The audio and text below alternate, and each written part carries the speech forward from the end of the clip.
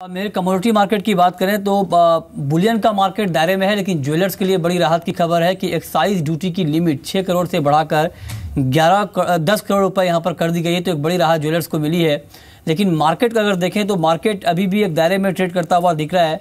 1340 ये international market में gold का लेवल है और चांदी का भाव $20.35 प्रति औंस के करीब है।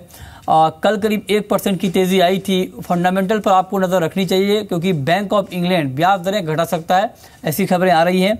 और ब्रेक्जिट के बाद मंदी से निपटने के लिए बैंक ऑफ इंग्लैंड ये कदम उठा सकता है। इसके अलावा अगर देखें तो एशियाई बाजार 8 महीने की ऊंचाई है, इससे भी तेजी की रफ्तार थोड़ी कम हो सकती है बुलियन मार्केट की। तो ये कुछ फंडामेंटल हैं, इसका इम्पैक्ट आपको मार्केट पर दिखेगा। इसके अलावा अगर बात करें क्रूड की तो क्रूड में रिकवरी आई है और $45 प्रति बैरल के आसपास है WTI क्रूड का भाव। ब्रेंट का भाव 47 के करीब है और फिलहाल WTI ब्रेंट में करीब 1% की तेजी है। 4% तक की गिरावट बीते सत्र में क्रूड में आई थी, तो गिरावट के बाद थोड़ी सी रिकवरी आई है। कल MCX पर करीब 135 रुपये की गिरावट क्रूड में देखने को मिली थी। बातचीत के लिए हमारे साथ एन प्रसाद हैं, nprasad.in के CEO बेंगलुरु से, और साथ ही हमारे साथ हैं रविंद्र राव, आनंद राठी कमोडिटी के हेड ऑफ रिसर्च। आप दोनों मेहमानों का बहुत बहुत स्वागत है कार्यक्रम में। सबसे पहला सवाल एन प्रसाद आपसे कि गोल्ड का मार्केट जिस तरह से एक दायरा बनाता हुआ दिख रहा है, हालांकि फंडामेंटली मार्केट में अभी भी तेजी के संकेत मिल रहे हैं, करना क्या चाहिए इसे मार्केट में? देखिए, गोल्ड के बारे में हमने आपके शो में मंडे भी बताया था, थोड़ा बहुत ये हफ्ते करेक्शन की हो सकता है। बिल्कुल उसने ऐसे ही किया है। मेरे को लग रहा है अभी कंसोलिडेशन फेज में चला जाएगा गोल्ड में। इतना बड़ा मूवमेंट देखने को नहीं मिलेगा क्योंकि ब्रिटेन मामले को थोड़ा मार्केट डाइजेस्ट करते हुए लग रहा है और रुपी भी काफी अप्रिसिएशन होने का लग रहा है। इसको IFP डाटा जो अच्छा आया था इसको सभी लेके मेरे को लग रहा है गोल्ड एक दायरे में रहेगा इंडियन मार्केट में। आप कह रहे हैं कि गोल्ड एक दायरे में ट्रेड करता हुआ यहाँ पर आपको दिख सकता है। 235 रुपये कल गोल्ड में यहाँ पर तेजी आई थी। रविंद्र, आपका कमेंट क्या है बुलियन मार्केट के ऊपर? अर्जुन जितेंद्र, मुझे लगता है कि गोल्ड एक बहुत छोटा सा करेक्शन मोड में है और मुझे लगता है कि एक बार हम इसमें $1305 तक आने का चांसेस है। अपना डोमेस्टिक मार्केट्स में पॉसिबल है कि एक बार 30,800 तक भी चल सकता है। जी, आपको रोकना चाहूंगा। इस बीच मैक्स इंडिया की लिस्टिंग हुई है, आप स्क्रीन पर अपने प्राइस देख सकते हैं और डीमर्जर के बाद ये लिस्टिंग यहाँ पर हुई है। आप देख पा रहे हैं अपनी स्क्रीन पे कि मैक्स इंडिया की यहाँ पर लिस्टिंग हुई है। हालांकि जो शुरुआती संकेत मिल रहे हैं लिस्टिंग के बेहतर नहीं है। यहाँ पर आप देख पा रहे हैं अपनी स्क्रीन पे, और डीमर्जर हुआ था कंपनी का और डीमर्जर के बाद मैक्स इंडिया की ये लिस्टिंग हुई है। रजत, क्या कहेंगे? जी बिल्कुल, लिस्टिंग हुई है और एक्सपेक्टेशन थी कि 100-110 रुपये पे होगी। 172 रुपये का प्राइस कोट हो रहा है। देखिए, आपको प्राइस गिरावट वाला दिखेगा, लेकिन ये जो लिस्टिंग है ये बेहतर है।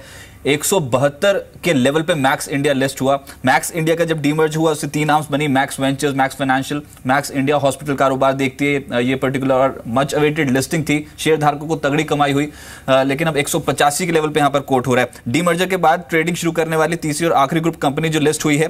इससे पहले 27 जनवरी को मैक्स फाइनेंशियल की ट्रेडिंग शुरू हुई थी, 22 जून को मैक्स वेंचर्स की ट्रेडिंग शुरू हुई थी और मैक्स इंडिया जो है वो ग्रुप कंपनियों को 3 हिस्सों में बांटा गया था। मैक्स हेल्थ केयर 45.95% हिस्सा है, मैक्स बूपा हेल्थ इंश्योरेंस में 51%, अंतारा सीनियर लिविंग में 100% हिस्सा है। लेकिन ये मच अवेटेड लिस्टिंग थी और आज 170 के लेवल के पार यहां पर होता हुआ नजर आया। जी, तो मैक्स इंडिया की लिस्टिंग। लेकिन एक बार फिर से लौटते हैं कमोडिटी मार्केट पे, और कमोडिटी मार्केट की ओपनिंग हुई है। क्रूड का भाव करीब 30 रुपये ऊपर है, 3038 के लेवल पर यहाँ पर ट्रेड हो रहा है। करीब 1% की तेजी है और नेचुरल गैस में यहाँ पर मामूली बढ़त देखने को मिल रही है, 184 के ऊपर है MCX पर नेचुरल गैस का भाव। गोल्ड में करीब 110 रुपये की गिरावट आई है, 31,150 के आसपास MCX पर गोल्ड में ट्रेड हो रहा है। सिल्वर में करीब 255 रुपये की गिरावट आई है। रविंद्र, इंट्राडे के लिए गोल्ड और सिल्वर पर आपकी कॉल क्या होगी? इंट्राडे के लिए मेरे हिसाब से बेच के चलना चाहिए। 31,100 का अच्छा सपोर्ट है अभी। अगर वो निकल जाता है तो फिर 30,800 तक आ सकता है। ऊपर में रेजिस्टेंस 300 साढ़े 300 का है, तो 31,350 का स्टॉप लॉस रख के रैली पे सेल कर सकता है। और सिल्वर की बात करें तो सिल्वर में भी 48,000 का सपोर्ट है, रेजिस्टेंस है। जब तक 48,000 होल्ड है ऊपर में, तब तक मुझे लगता है कि सिल्वर में एक बार 47,200 तक प्राइसेस आने चाहिए, तो रैलीज पर सेल कर सकते हैं। Stop loss about 48,000। ओके, तो गोल्ड और सिल्वर में आज के लिए आनंद राठी कमोडिटी की बिकवाली की कॉल है। 31,350 पर गोल्ड में बिकवाली की राय दी गई है 31,100 के टारगेट के लिए, और सिल्वर में 48,000 के स्तर पर बिकवाली की कॉल है। 47,300 का टारगेट होगा। क्रूड की बात कर लेते हैं। क्रूड का मार्केट एक छोटे से दायरे में ट्रेड करता हुआ दिख रहा है। एन प्रसाद, क्रूड के ऊपर आपका आउटलुक क्या होगा, क्योंकि अगर हम देखें तो फंडामेंटल के मोर्चे पर कोई बड़ा बदलाव नहीं हुआ है। ऐसे में क्या आपको लगता है कि क्रूड में तेजी टिकने वाली नहीं है? देखिए, क्रूड में तेजी जरूर आने वाला है। हरिकेन सीजन आने वाला है। थ्रेड तो बना हुआ है, सप्लाई कंसर्न सब अभी उभरेगा। जो चार्ट दिखा रहा है वो बोलिंगर बैंड की मीडियन पे आया वीकली पे।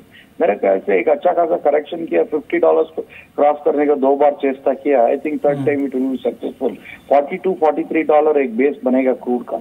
इधर से एक उछाल आ सकता है।